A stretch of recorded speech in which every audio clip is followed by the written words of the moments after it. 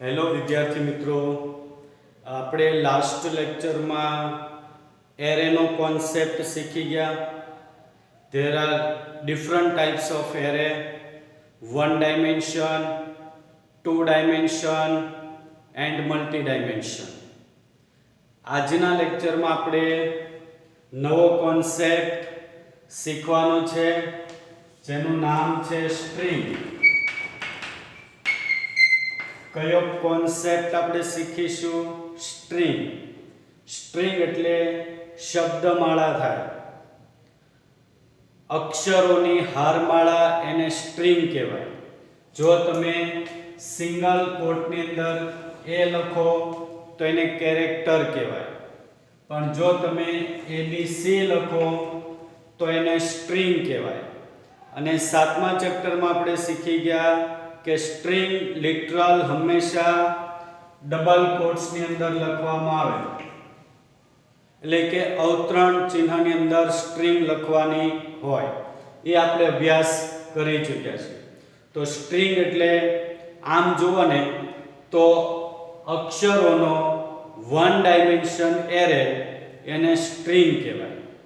અક્ષરોનો one dimension array, એને આપણે શું કહીશું? String. Set of character is called string. તો સ્ટ્રિંગ એટલે કે શબ્દ થાય, શબ્દમાળા થાય. ધારો કે તમારે તમારું નામ સંગ્રહ કરવું છે તો એના માટે આપણે સ્ટ્રિંગનો અભ્યાસ કરવો પડે. તો સ્ટ્રિંગ સાથે કામ કરવા માટે સ્ટ્રિંગ અને સ્ટ્રિંગ બફર, સ્ટ્રિંગ અને સ્ટ્રિંગ બફર આવા બે ક્લાસનો ઉપયોગ કરી તમે સ્ટ્રિંગ સાથે કામ કરી શકો. પણ આપણા અભ્યાસક્રમમાં કયો ક્લાસ છે? String class.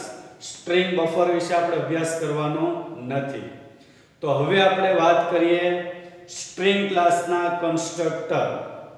તમારી ટેક્સ્ટ બુકની અંદર અલગ અલગ 5 ટાઈપના કન્સ્ટ્રક્ટર આપ્યા છે. કન્સ્ટ્રક્ટર એટલે શું? તો કે મેથડ.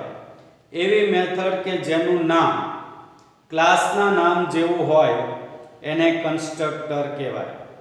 તો બાળકો, સ્ટ્રિંગ ક્લાસના 5 કન્સ્ટ્રક્ટર છે, એનો આપણે અભ્યાસ કરવાનો છે. તો તમારી ટેક્સ્ટ બુકના જે 5 કન્સ્ટ્રક્ટર છે તે એક્ઝામ્પલ આપીને હું તમને સમજાવું. તો પહેલા તો આપણે એક એરે બનાવીએ. સપોઝ આપણે કેરેક્ટર ડેટા ટાઈપ ધરાવતો એક એરે લઈએ, નેમ. કયો એરે લઈએ? નેમ નામનો એરે લઈએ અને પ્રારંભિક કિંમતો આપીને એરે બનાવીએ. તો પ્રારંભિક કિંમતો શેમાં આવરીને લખવાની હોય? છગડીયા કૌંસમાં. એમાં પહેલો કેરેક્ટર લખો J, બીજો કેરેક્ટર લખો A, ત્રીજો કેરેક્ટર લખો V અને ચોથો કેરેક્ટર લખો A. અહીંયા સિંગલ કોટમાં લખવા પડે કેમ કે ડેટા ટાઈપ કઈ છે? કેરેક્ટર. અને કેરેક્ટર હંમેશા શેમાં આવરીને લખવું પડે? સિંગલ કોટમાં. તો અહીંયા આપણે કયા નામનો એરે બનાવ્યો? નેમ નામનો એરે. પ્રારંભિક કિંમત આપીને એરે બનાવેલો છે. હવે આપણે સ્ટ્રિંગ ક્લાસના કન્સ્ટ્રક્ટરનો અભ્યાસ કરવાનો છે.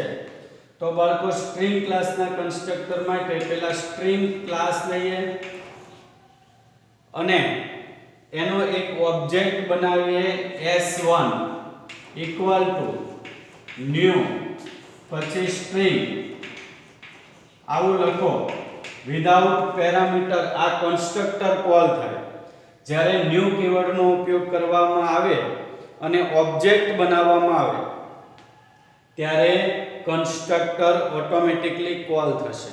એટલે આ સ્ટ્રિંગ નામનું કન્સ્ટ્રક્ટર કોલ થાય એટલે એક મેથડ જ કહેવાય. કેમ કે આ મેથડ કયા નામની મેથડ છે? સ્ટ્રિંગ. અને ક્લાસનું નામ પણ શું છે? સ્ટ્રિંગ. એટલે આને કન્સ્ટ્રક્ટર કહેવાય. વિધાઉટ આર્ગ્યુમેન્ટ કન્સ્ટ્રક્ટર કોલ કરો એટલે S1 નામનો ઓબ્જેક્ટ બનશે, પણ એની અંદર કોઈ વેલ્યુ આવશે નહીં કેમ કે અહીંયા કોઈ પેરામીટર નથી. અને સ્ટ્રિંગ એટલે ટેક્સ્ટ ડેટા થાય તો એની ડિફોલ્ટ વેલ્યુ 0 પણ ન લે.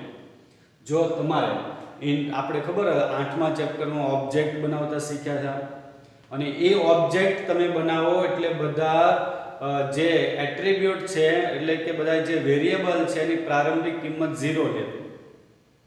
પણ અહીંયા s1 ની પ્રારંભિક કિંમત 0 નહીં આવે કેમ કે ટાઈપ કયો છે સ્ટ્રિંગ એટલે s1 અહીંયા કોઈ પેરામીટર નથી લખ્યું તો s1 માં કાંઈ હશે નહીં તો આ એક ડિફોલ્ટ કન્સ્ટ્રક્ટર છે સ્ટ્રિંગ ક્લાસનો ડિફોલ્ટ કન્સ્ટ્રક્ટર જે કોઈ વેલ્યુ નહીં સ્ટોર કરે ઓબ્જેક્ટ ની અંદર હવે આપણે બીજો કન્સ્ટ્રક્ટર લઈએ સ્ટ્રિંગ ક્લાસ નો બીજો એક ઓબ્જેક્ટ બનાવીએ s2 equal to new string બ્રેકેટમાં array name જો બ્રેકેટમાં આપણે array નું નામ લખ્યું આ લખશો એટલે s1 કેવો આવશે ખાલી પછી આ સ્ટેટમેન્ટ લખો એટલે s2 નામનો ઓબ્જેક્ટ બને પણ s2 ઓબ્જેક્ટમાં અહીંયા પેરામીટર તરીકે તમે array નું નામ લખ્યું છે તો પેરામીટર તરીકે array નું નામ લખ્યું હોય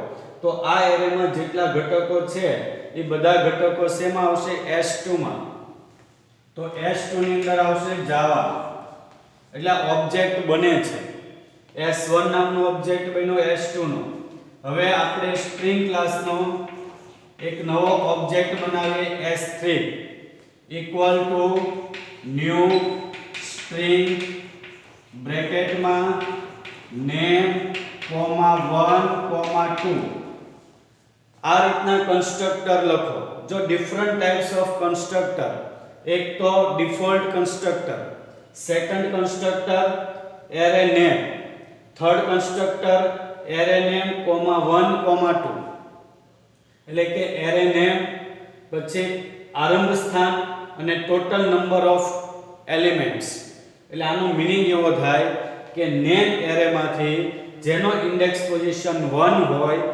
તે ઘટક અને ત્યાર પછી કુલ કેટલા ઘટક લેવાના 2 અહીંયા 2 લખ્યું એટલે કુલ ઘટક કેટલા લેવાના 2 તો અહીંયા તમે જુઓ જેનો ઇન્ડેક્સ પોઝિશન 1 હોય આ પહેલો ઘટક હોય એનો ઇન્ડેક્સ પોઝિશન 0 હોય અને બીજો ઘટક હોય એનો ઇન્ડેક્સ પોઝિશન 1 હોય એટલે ઇન્ડેક્સ પોઝિશન 1 થી કુલ કેટલા ઘટકો લેવાના 2 એટલે કે a અને v એ શેમાં આવશે s3 માં તો s3 નામનો જ્યારે ઓબ્જેક્ટ બનશે તો એની અંદર કઈ વેલ્યુ સ્ટોર કરવામાં આવશે a અને v હજુ આપણે કન્સ્ટ્રક્ટર કોલ કરીએ સ્ટ્રિંગ s4 નામનો ઓબ્જેક્ટ બનાવીએ s4 equal to new string બ્રેકેટમાં s3 અહીંયા આપણે જ્યારે કન્સ્ટ્રક્ટર કોલ કરીએ છીએ ત્યારે સ્ટ્રિંગ ટાઈપનો ઓબ્જેક્ટ પસાર કરીએ છીએ જો આ કન્સ્ટ્રક્ટરમાં સ્ટ્રિંગ ટાઈપનો ઓબ્જેક્ટ s3 છે ઓબ્જેક્ટ છે પણ કઈ ટાઈપનો ઓબ્જેક્ટ છે સ્ટ્રિંગ ટાઈપનો ઓબ્જેક્ટ તો આ રીતે તમે સ્ટ્રિંગ ટાઈપના ઓબ્જેક્ટ પણ પેરામીટરમાં આપી શકશો તો s3 માં છે એ જ વેલ્યુ શેમાં આવશે s4 નામના તો s4 ની વેલ્યુ પણ શું થશે એવી હજુ આપણે કન્સ્ટ્રક્ટર કોલ કરીએ string s5 equal to new string અને બ્રેકેટમાં ઇન્વર્ટેડ કોમાની અંદર જાવા લખો એટલે કે અવતરણ ચિહ્નમાં જાવા લખો આનાથી શું થશે તો કે s5 નામનો એક ઓબ્જેક્ટ ક્રિએટ થશે પણ અહીંયા સ્ટ્રિંગ લિટરલ પસાર કર્યો કહેવાય આને શું કહેવાય સ્ટ્રિંગ લિટરલ હંમેશા શેમાં આવરીને લખવામાં આવે છે અવતરણ ચિહ્નમાં તો s5 ની કિંમત શું હશે જાવા તો આ અલગ અલગ ટાઈપના કન્સ્ટ્રક્ટર છે એક કન્સ્ટ્રક્ટર જે ડિફોલ્ટ કન્સ્ટ્રક્ટર છે સેકન્ડ કન્સ્ટ્રક્ટર કે જેમાં તમે એરે નેમ લખેલું છે એરે નું નામ લખ્યું એટલે એરે માં જેટલા ઘટકો હશે એ s2 નામના ઓબ્જેક્ટમાં આવશે પછી ત્રીજો કન્સ્ટ્રક્ટર એરે નું નામ આરંભ સ્થાન અને કુલ ઘટકો આ રીતના પણ પેરામીટર આપી શકો તો s3 નામનો ઓબ્જેક્ટ બનશે એની અંદર a અને v સ્ટોર કરશે પછી આપણે s4 નામનો ઓબ્જેક્ટ બનાવ્યો એમાં જ્યારે કન્સ્ટ્રક્ટર કોલ થાય ત્યારે પેરામીટર તરીકે આપણે સ્ટ્રિંગ ટાઈપનો ઓબ્જેક્ટ પસાર કર્યો તો આ ઓબ્જેક્ટમાં જે વેલ્યુ છે એ s4 માં આવી જશે તો s3 માં છે એવી તો s4 માં પણ શું આવશે એવી અને પાંચમો જે કન્સ્ટ્રક્ટર છે એમાં આપણે સ્ટ્રિંગ લિટરલ પેરામીટર તરીકે આપ્યું છે એટલે આ રીતે તમે પાંચ અલગ અલગ ટાઈપના કન્સ્ટ્રક્ટરનો ઉપયોગ કરી શકો કન્સ્ટ્રક્ટર એટલે મેથડ જ, પણ એવી મેથડ કે જેનું નામ કોના નામ જેવું હોય, ક્લાસના નામ જેવું હોય, એને કન્સ્ટ્રક્ટર કહેવાય. તો બાળકો આ તમારી ટેક્સ્ટ બુકનું પણ એક્ઝામ્પલ છે. હવે તમારે S1 S2 S3 S4 અને S5 આ પાંચ ઓબ્જેક્ટ જે છે એની વેલ્યુ તમારે સ્ક્રીન ઉપર છાપવી હોય તો system.out.println સ્ટેટમેન્ટનો ઉપયોગ કરી આને તમે સ્ક્રીન ઉપર છાપો એટલે આવી વેલ્યુ તમને સ્ક્રીન ઉપર છપાયેલી જોવા મળશે. તો આ હતું તમારો સ્ટ્રિંગનો એક સિમ્પલ એક્ઝામ્પલ. હવે આપણે બીજું એક્ઝામ્પલ જોઈએ જે તમારી ટેક્સ્ટ બુકની અંદર નેક્સ્ટ પેજ પર છે. બરાબર? તો હવે ખાસ ધ્યાન આપજો બાળકો, સ્ટ્રિંગ બહુ સિમ્પલ કોન્સેપ્ટ વાળો તમારો આજે છે ટોપિક, એટલે તમારે બહુ ઇઝીલી સમજ પડી જશે. ટેક્સ્ટ બુકની અંદર પણ એકવાર રીડ કરવું જરૂરી છે. હવે ધારો કે આપણે સ્ટ્રિંગ ક્લાસ એટલે કે સ્ટ્રિંગ ટાઈપનો એક ઓબ્જેક્ટ લઈએ S1, એટલે એક વેરીએબલ લઈએ S1, એની અંદર વેલ્યુ લખીએ I like Java. પછી આપણે સ્ટ્રિંગ ક્લાસનો બીજો એક વેરીએબલ લઈએ S2 equal to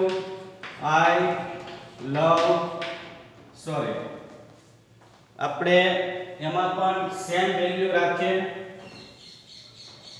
I like Java.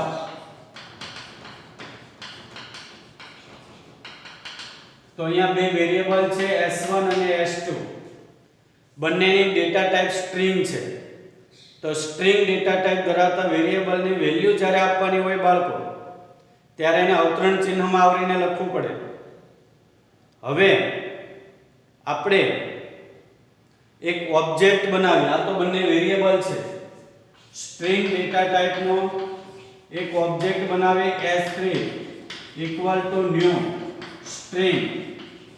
જો ન્યુ કીવર્ડનો ઉપયોગ કરો એટલે એક ઓબ્જેક્ટ બનશે અને મેમરી ફાળવશે.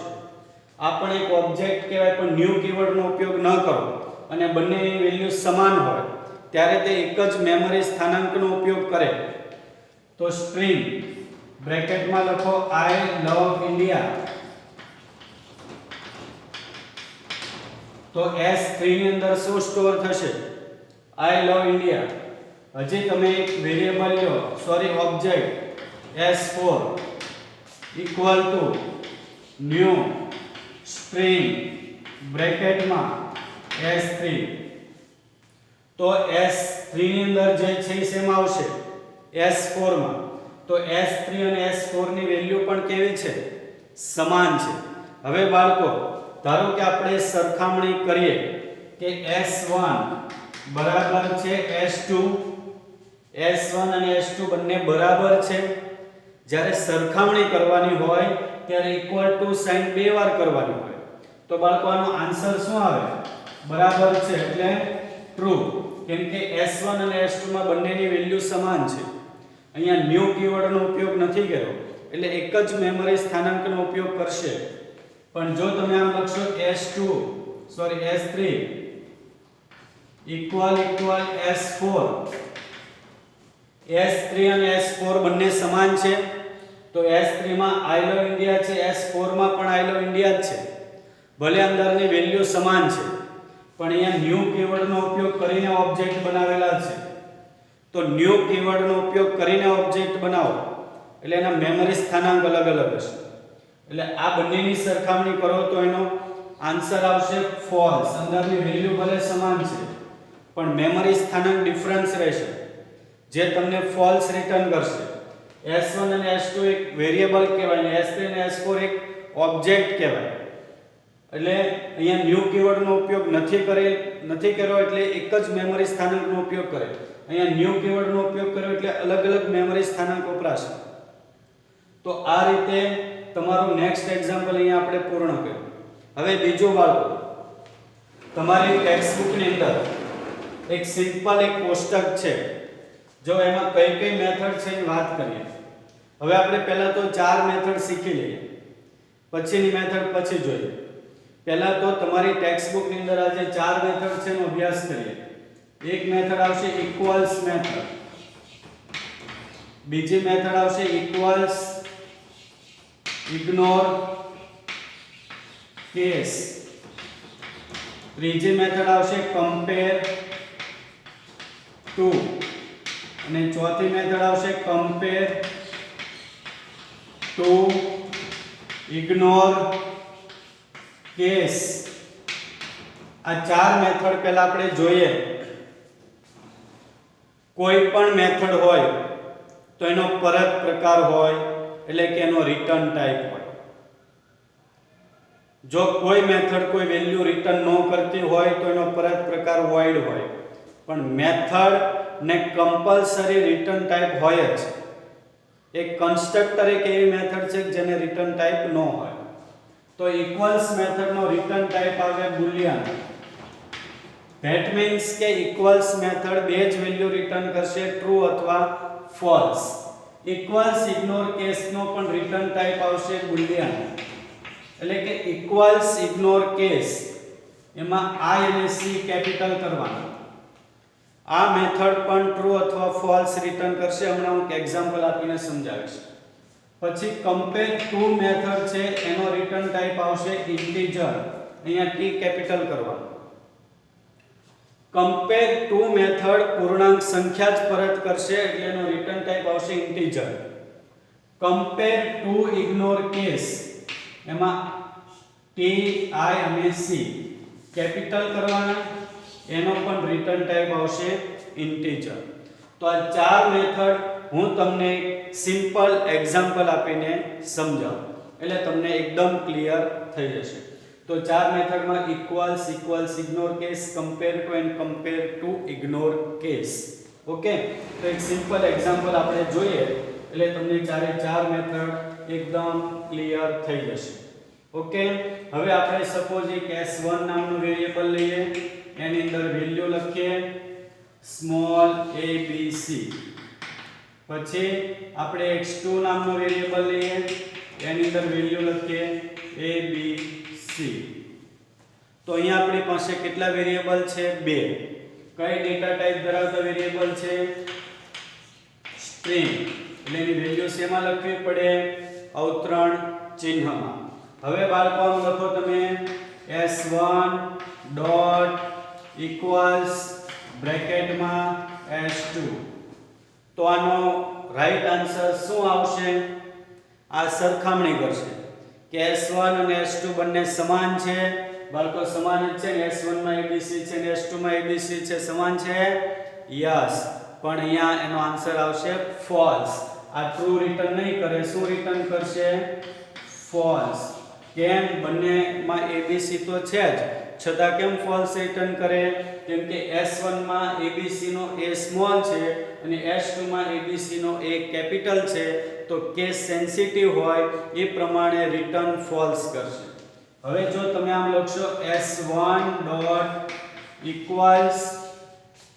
ઇક્વલ્સ ઇગ્નોર કેસ બ્રેકેટમાં s2. હવે આ શું કરશે? તો કે ટ્રુ રિટર્ન કરશે. કેમ ટ્રુ રિટર્ન કરે? કેમ કે s1 માં abc છે અને s2 માં abc છે, બંનેની વેલ્યુ સેમ છે. અને આ તો ઇગ્નોર કેસ કરશે એટલે કેસ ધ્યાનમાં નહીં લેવામાં આવે.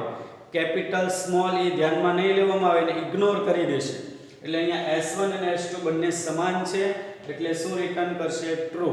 તો ઇક્વલ્સ અને ઇક્વલ્સ ઇગ્નોર કેસ બંને મેથડ ક્લિયર થઈ. બંને મેથડનો રિટર્ન ટાઈપ બુલિયન છે એટલે ટ્રુ અથવા ફોલ્સ જ રિટર્ન કરે. નેક્સ્ટ મેથડ છે આપણી કમ્પેર ટુ. તો બાળકો કમ્પેર ટુ આપણે સમજવું હોય તો ધ્યાન આપો. s1 જે વેરીએબલ છે એની અંદર જે સ્ટ્રિંગ છે એનો પહેલો અક્ષર લ્યો તો સ્મોલ a. પછી s2 વેરીએબલ છે એની જે સ્ટ્રિંગ છે એનો પહેલો અક્ષર લ્યો કેપિટલ A. કીબોર્ડમાં જેટલી કી હોય એ બધાનો એક ASCII કોડ હોય. કયો કોડ હોય? ASCII, American standard code four information interchange. તો આ ASCII કોડ જે છે એ ફિક્સ હોય. ગમે તે કંપની કમ્પ્યુટર બનાવે ASCII કોડ ફિક્સ હોય. તમે કીબોર્ડમાંથી સ્મોલ a પ્રેસ કરો તો એનો ASCII કોડ હોય 97. તમે કીબોર્ડમાંથી કેપિટલ A પ્રેસ કરો તો એનો ASCII કોડ હોય 65 અને આ ASCII કોડનું બાઇનરીમાં કન્વર્ઝન થઈ અને કમ્પ્યુટરમાં સ્ટોર થતું હોય. તો every character every key have an ASCII code. તો આપણે સ્મોલ A નો ASCII કોડ 97, કેપિટલ A નો ASCII કોડ 65. બાકી બધાના તમને કોડ આવડશે જ. કેમ કે હવે કન્ટિન્યુ આવશે. જો સ્મોલ b હોય તો એનો ASCII કોડ 98, સ્મોલ c હોય તો ASCII કોડ 99, એમ કેપિટલ B ASCII કોડ હોય તો 66 અને કેપિટલ C ASCII કોડ હોય તો 67. આ પ્રમાણે કન્ટિન્યુઅસ આવશે. હવે જો તમે આમ લખશો s1.compare to બ્રેકેટમાં s2 આવું લખશો તો આનો અર્થ થાય કે કમ્પેરિઝન કરે. S1 નો પહેલો અક્ષર લે સ્મોલ a, S2 ની સ્ટ્રિંગ નો પહેલો અક્ષર લે કેપિટલ A, બંનેના ASCII કોડ લેવામાં આવશે અને બંનેનો ડિફરન્ટ આઉટપુટમાં આપશે. તો આ બંનેનો ડિફરન્સ કેટલો આવે તો કે 32. તો આનો આન્સર આવશે 32. તો કમ્પેર ટુ તમારી પાસે જે બે સ્ટ્રિંગ છે એ બંને સ્ટ્રિંગનો પહેલો અક્ષર લઈ અને એનો ASCII કોડ લઈ અને બંને વચ્ચેનો ડિફરન્સ રજૂ કરે. હવે આપણે વાત કરીએ કમ્પેર ટુ ઇગ્નોર કેસ. ધારો કે compare to ignore case method લ્યો તો સ્મોલ a અને કેપિટલ A બંને અલગ અલગ નહીં ગણાય, બંને સેમ જ ગણાશે. એટલે બંને ASCII કોડ સેમ હશે. એટલે અહીંયા a અને અહીંયા બંનેના ASCII કોડ કેવા રહેશે? સેમ. એટલે એનો આન્સર શું આવે? જો અહીંયા કમ્પેર ટુ ઇગ્નોર કેસ લઈએ તો એનો આન્સર આવે ડિફરન્સ તો 0 જ આવશે. કેમ કે બંને a છે તો બંનેના ASCII કોડ સેમ રહેશે એટલે ડિફરન્ટ 0. તો આ ચાર મેથડ આઈ થિંક તમને ક્લિયર થઈ હશે. જો આ ચાર method equals ignore case, compare to અને compare to ignore case. Compare to and compare to ignore case નો રિટર્ન ટાઈપ છે ઇન્ટીજર અને આ બંને મેથડ નો રિટર્ન ટાઈપ છે બુલિયન. હવે બાળકો સ્ટ્રિંગ એટલે થાય શબ્દમાળા અથવા શબ્દ. તમારે તમારું નામ સ્ટોર કરાવવું હોય કમ્પ્યુટરની અંદર તો એના માટે આપણે સ્ટ્રિંગ ક્લાસનો ઉપયોગ કરવો પડે. હવે બીજી એક વાત કહું તમને કે શબ્દ હોય ને, કોઈ પણ શબ્દ હોય કે શબ્દમાળા હોય એટલે કે સેન્ટેન્સ હોય તો એની ઉપર આપણે ઘણા બધા કાર્યો કરી શકીએ. ઘણા બધા કાર્યો એટલે શું કે ધારો કે તમે એક સ્ટ્રિંગ ઇનપુટ કરો અને એને તમે રિવર્સ પણ કરી શકો. એટલે કે એને ઉલટાવી શકો, સ્ટ્રિંગમાંથી કોઈ કેરેક્ટર મેળવી શકો, કોઈ શબ્દ ફાઇન્ડ આઉટ કરી શકો. તો એને અપર કેસ એટલે કે કેપિટલમાં ફેરવી શકો, એને લોઅર કેસ એટલે કે સ્મોલમાં ફેરવી શકો.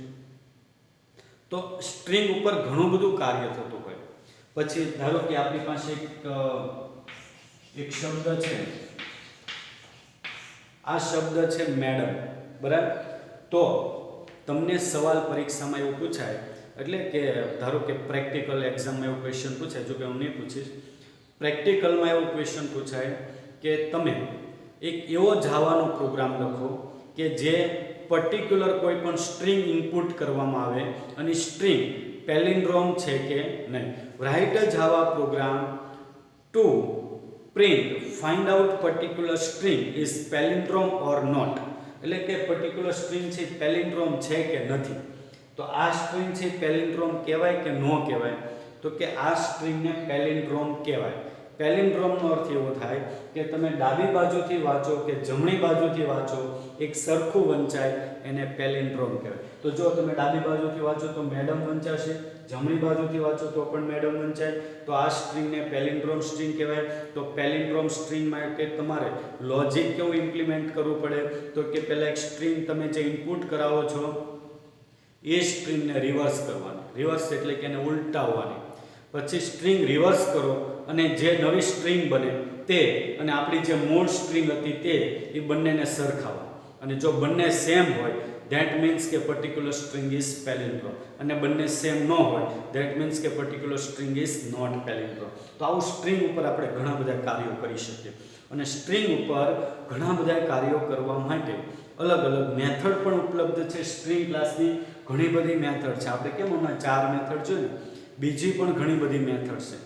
તો એ ઘણી બધી મેથડ આપણે નથી જોવાની, એમાંથી થોડીક મેથડ આપણે જોઈ લઈએ એટલે સ્ટ્રિંગ ક્લાસનો કોન્સેપ્ટ અહીંયા કમ્પ્લીટ થાય અને ચેપ્ટર પણ આપણું કમ્પ્લીટ થાય. કેમ કે પછી જે ડેટ અને કેલેન્ડર ક્લાસ આપેલા છે તે આપણા અભ્યાસક્રમમાંથી રદ કરેલા છે, બરાબર. તો આપણે હવે થોડીક મેથડ શીખવાની છે એટલે ચેપ્ટર કમ્પ્લીટ થશે.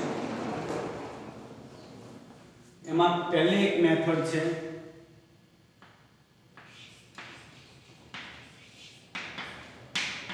Length method. હવે કઈ મેથડ આપણે અભ્યાસ કરીશું તો કે લેન્થ મેથડ. બાળકો લેન્થ મેથડ જે છે ને, કોઈ પણ મેથડ હોય તો એનો રિટર્ન ટાઈપ હોય. તો લેન્થ મેથડનો રિટર્ન ટાઈપ આવશે ઇન્ટીજર. એટલે લેન્થ મેથડ પૂર્ણાંક સંખ્યા જ પરત કરશે. હવે ધારો કે તમારી પાસે s1 નામનો વેરિયેબલ છે, અંદર કન્ટેન છે થેન્ક ગોડ. s1 વેરિયેબલની કિંમત શું આપી તમે? Thank God.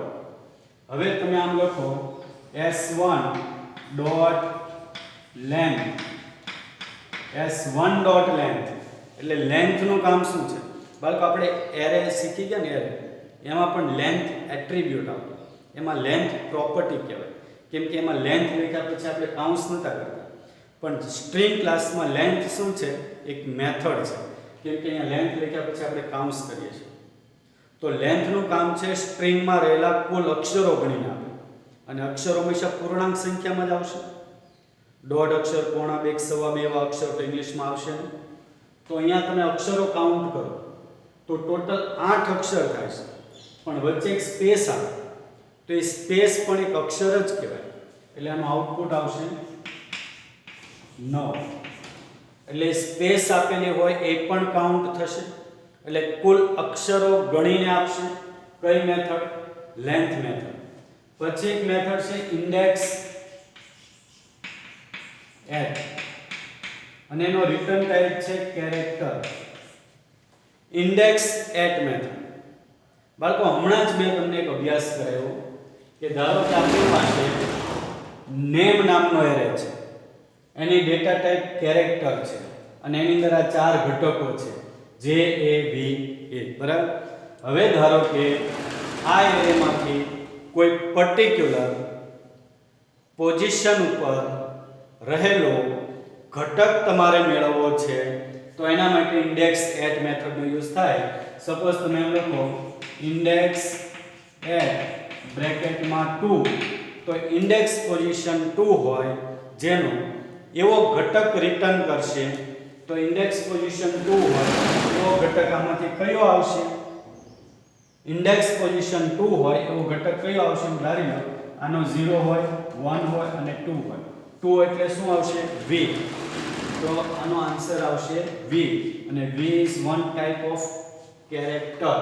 તો જો ઇન્ડેક્સ એટ મેથડનો રિટર્ન ટાઈપ શું હોય? કેરેક્ટર. એટલે ઇન્ડેક્સ એટ મેથડ કામ શું કરે બાળકો? તમારી પાસે કોઈ કેરેક્ટર ટાઈપનો એરે હોય, એમાંથી પર્ટિક્યુલર ઇન્ડેક્સ પોઝિશન પર રહેલો ઘટક તમારે મેળવવો છે તો એના માટે ઇન્ડેક્સ એટ મેથડનો યુઝ થશે. હવે નેક્સ્ટ મેથડની આપણે વાત કરીએ બાળકો, તો હવે ખાસ ધ્યાન આપજો. એક મેથડ આપણે લઈએ ગેટ બાઇટ્સ. કઈ મેથડ લીધી? Get bytes. પણ ગેટ બાઇટ્સ મેથડનો રિટર્ન ટાઈપ શું છે? તો કે બાઇટ ટાઈપનો એરે. બાઇટ ટાઈપ તો લખ્યો, પછી ચોરસ કૌંસની જોડી, ધેટ મીન્સ કે બાઇટ ટાઈપનો એરે બનાવશે. ગેટ બાઇટ્સ મેથડનું કામ છે બાઇટ ટાઈપનો એરે બનાવવાનું. જો હું તમને એક ઉદાહરણ આપીને સમજાવું. હવે જો આપણી પાસે સ્ટ્રિંગ ક્લાસનો એક વેરિયેબલ છે s1, એની અંદર a b c d e f. ધારો કે આ સ્ટ્રિંગ છે s1 વેરિયેબલ, એની અંદર આવો સ્ટ્રિંગ છે. હવે જો તમે આમ લખશો બાઇટ ટાઈપનો આપણે એરે બનાવવો છે. એરેનું નામ રાખીએ આપણે xyz ઇક્વલ ટુ આ વેરિયેબલનું નામ છે s1 ડોટ ગેટ બાઇટ્સ. આ વેરિયેબલનું નામ છે s1 ડોટ ગેટ બાઇટ્સ. તો આ ગેટ બાઇટ્સ મેથડ શું કરશે? તો કે બાઇટ ટાઈપનો એરે બનાવશે. જેવું તમે આ સ્ટેટમેન્ટ લખો એટલે એક એરે બનશે. એરેનું નામ રાખવામાં આવશે xyz. એરેનું નામ શું રાખવામાં આવશે? XYZ. કદાચ આ ન દેખાતું હોય તો જોઈ લેજો હમણાં. પણ આ ગેટ બાઇટ્સ આ સ્ટ્રિંગ જે છે એનો એક અક્ષર લેશે. પહેલો અક્ષર કયો લેશે? A. A નો ASCII કોડ કયો હોય? 97. તો 97. B નો ASCII કોડ 98. C નો ASCII કોડ 99. D નો ASCII કોડ 100. E નો ASCII કોડ 101 અને F નો ASCII કોડ 102. આવો એક એરે બનાવશે. આવો એરે બનશે. એરેનું નામ રાખવામાં આવશે XYZ. તો ગેટ બાઇટ્સ મેથડનું કામ શું છે? તો કે બાઇટ ટાઈપનો એરે બનાવશે. એટલે તમારી પાસે કોઈ સ્ટ્રિંગ હોય એના એક એક અક્ષરનો ASCII કોડ લઈ અને એનો એરે બનાવવો હોય તો એના માટે ગેટ બાઇટ્સ મેથડનો યુઝ થશે. હવે ગેટ બાઇટ્સ મેથડ ક્લિયર થયું. હવે આપણે નેક્સ્ટ મેથડ છે ગેટ કેર. Get chars. બાળકો ગેટ કેર્સ મેથડ જે છે એનો રિટર્ન ટાઈપ છે void. ધેટ મીન્સ કે ગેટ કેર્સ મેથડ કોઈ વેલ્યુ રિટર્ન કરતું નથી. પણ હું તમને એક લોજિક સમજાવી દઉં કે ગેટ કેર્સ મેથડ કામ શું કરે. બરાબર. સપોઝ આપણે અહીંયા એક abc નામનો એરે છે. એક abc નામનો એરે. એની અંદર આ ઘટકો છે 10 40 20 60 90 અને 50. આપણી પાસે બે એરે છે, એક XYZ અને એક ABC.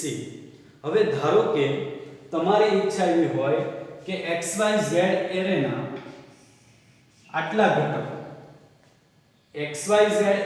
આટલા ઘટકો તમારે ABC એરેમાં આ પોઝિશન પરથી મૂકવા છે. એટલે કે XYZ ના આ ઘટકો ABC નામના એરેમાં આ પોઝિશન પરથી મૂકવા છે. આ પોઝિશન પરથી એટલે કે આ ઘટકોને આ એરે અંદર મૂકવા છે. તો એવું કામ કરવા માટે આ ગેટ કેર્સ મેથડનો યુઝ થાય. તો આપણે કોઈ એક્ઝામ્પલ નહીં પણ સિમ્પલ તમને સમજાવી દઉં. આમ લખવું પડે ગેટ કેર્સ પછી આરંભ સ્થાન લખવાનું. આ એરેનું આરંભ સ્થાન શું આવશે? આ કેટલામું ઘટક છે? તો કે બીજો ઘટક છે. તો આરંભ સ્થાન 1 આવશે. પછી અંતિમ સ્થાન. આરંભ સ્થાન પણ જે અંતિમ સ્થાન આપો એમાંથી -1 થશે. એટલે કે જો આ કેટલામું ઘટક છે? બીજો. તો બીજો, ત્રીજો, ચોથો અને પાંચમો. પાંચમા ઘટક સુધી લેવાનું છે. પણ આ પાંચમો ઘટક હોય એનો ઇન્ડેક્સ પોઝિશન તો 4 આવે. પણ અહીંયા આપણે 4 નહીં લખવાનું. શું લખવાનું? 5. આનો અર્થ એવો થાય કે એક એટલે કે બીજા ઘટકથી 5 - 4. 5 - 4 એટલે 4. 4 એટલે કે પાંચમા ઘટક સુધી તમારે આટલા ઘટકો સિલેક્ટ કર્યા. હવે ત્રીજી આર્ગ્યુમેન્ટ ટાર્ગેટ એરેનું નામ. ટાર્ગેટ એરે આ ટાર્ગેટ એરેનું નામ કોમા કરી ટાર્ગેટ એરે એટલે કે લક્ષ્ય એરેનો ઇન્ડેક્સ પોઝિશન ક્યાંથી તમારે મૂકવા છે? 0 1 અને 2. That means કે get cares method have 4 argument. Get cares method ને કેટલી આર્ગ્યુમેન્ટ આપવામાં આવે છે? 4 આર્ગ્યુમેન્ટ.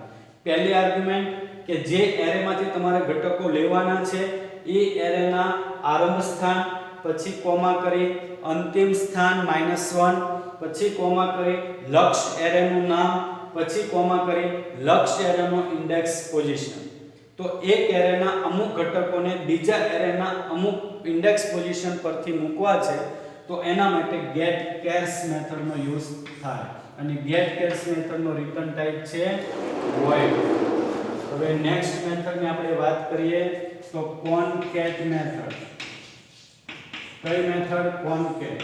અને એનો રિટર્ન ટાઈપ આવશે સ્ટ્રિંગ. કોનકેટ મીન્સ કે કોન્કેટેનેટ.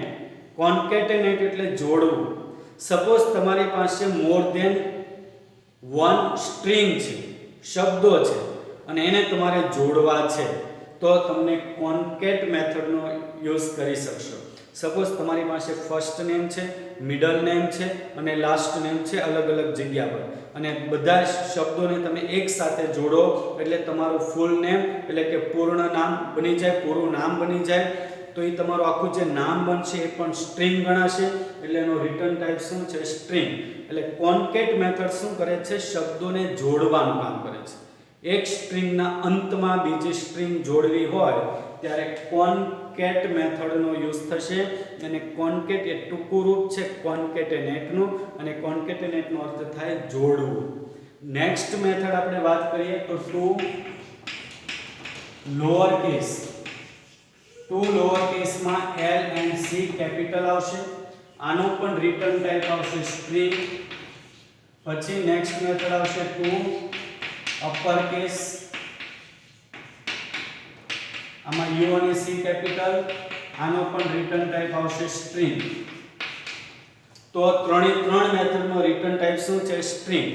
પણ ટુ લોઅર કેસ શું કામ કરે? તો કે જ્યારે પણ તમારે સ્ટ્રિંગના બધા જ શબ્દો, બધા જ અક્ષરોને સ્મોલમાં કન્વર્ટ કરવા હોય, જ્યાં જ્યાં કેપિટલ હોય ત્યાં સ્મોલ થઈ જાય એવું તમે ઈચ્છતા હો તો ટુ લોઅર કેસનો યુઝ થશે. સપોઝ એક એક્ઝામ્પલ આપું, ટુ લોઅર કેસ બ્રેકેટમાં ABC આવું લખશો તો એનો આન્સર આવશે ABC. જ્યાં પણ કેપિટલ હોય એનું કન્વર્ટ શેમાં કરશે? સ્મોલમાં. પછી જો તમે આમ લખશો ટુ અપર કેસ U અને C કેપિટલ બ્રેકેટમાં ABC આવું લખશો તો એનો આન્સર આવશે ABC. એટલે અપર કેસ શું કામ કરે? તો કે જ્યાં સ્મોલ હોય એનું કન્વર્ટ કેપિટલમાં કરશે. લોઅર કેસ શું કામ કરે? જ્યાં કેપિટલ હોય એનું કન્વર્ટ સ્મોલમાં કરે, અને આન્સર પણ સ્ટ્રિંગ જ આવશે. તો આ હતું તમારું 9મું ચેપ્ટર. 9મા ચેપ્ટરમાં હું તમને ફરીથી બધી મેથડ છે એનો ખાલી રિટર્ન ટાઈપ પૂછી લઉં કે સવાલ પરીક્ષામાં પૂછાય કે કઈ મેથડ બાઇટ ટાઈપનો એરે બનાવે, તો કે ગેટ બાઇટ્સ મેથડ. કઈ મેથડ સ્ટ્રિંગમાં રહેલા કુલ અક્ષરો ગણીને આપે, તો કે લેન્થ મેથડ. કઈ મેથડ તમે જે સ્ટ્રિંગ છે એને સ્મોલ લેટરમાં કન્વર્ટ કરીને આપે, તો ટુ લોઅર કેસ. કઈ મેથડ બે સ્ટ્રિંગને જોડવાનું કામ કરે છે, તો કે કોન્કેટ મેથડ. કઈ મેથડનો રિટર્ન ટાઈપ કેરેક્ટર હોય, તો કે ઇન્ડેક્સ એટ. કઈ મેથડનો રિટર્ન ટાઈપ એટલે કે પરત પ્રકાર વોઇડ હોય, તો કે ગેટ કેર્સ. એક એરેના અમુક ઘટકોને બીજા એરેના અમુક પર્ટિક્યુલર ઇન્ડેક્સ પોઝિશન પરથી મૂકવા છે તો કઈ મેથડ આવશે, તો કે ગેટ કેર્સ મેથડ. તો આ બધી મેથડમાંથી આવા ક્વેશ્ચન પૂછાય. એવો સવાલ પણ પૂછાય કે કઈ મેથડનો રિટર્ન ટાઈપ ઇન્ટીજર હોય, તો કે કમ્પેર ટુ નો હોય, કે કમ્પેર ટુ ઇગ્નોર કેસનો હોય, કે લેન્થનો હોય. તો આપેલ તમામ લેન્થ મેથડનો પણ રિટર્ન ટાઈપ ઇન્ટીજર, કમ્પેર ટુનો પણ રિટર્ન ટાઈપ ઇન્ટીજર, અને કમ્પેર ટુ ઇગ્નોર કેસનો પણ રિટર્ન ટાઈપ ઇન્ટીજર. તો બાળકો આવા પ્રશ્નો પરીક્ષામાં પૂછાય. અહીંયા આપણું 9મું ચેપ્ટર કમ્પ્લીટ થયું. 10, 11 અને 12 આપણા અભ્યાસક્રમમાંથી રદ કરેલા છે. તો નેક્સ્ટ લેક્ચરમાં આપણે પાછા ચેપ્ટર 1 થી રિવિઝન સ્ટાર્ટ કરીશું. ચેપ્ટર 1 ખાલી સ્કૂલની અંદર ચાલેલું હતું તો એનું રિવિઝન, અથવા ધારો કે ઘણા ભણ્યા નથી તો પણ ચેપ્ટર 1નો નેક્સ્ટ વિડીયો આવી જશે કે એમાં બધું આખું ચેપ્ટર 1 આવી જશે. અને પછીથી આપણે ચેપ્ટર 2 સ્ટાર્ટ કરીશું.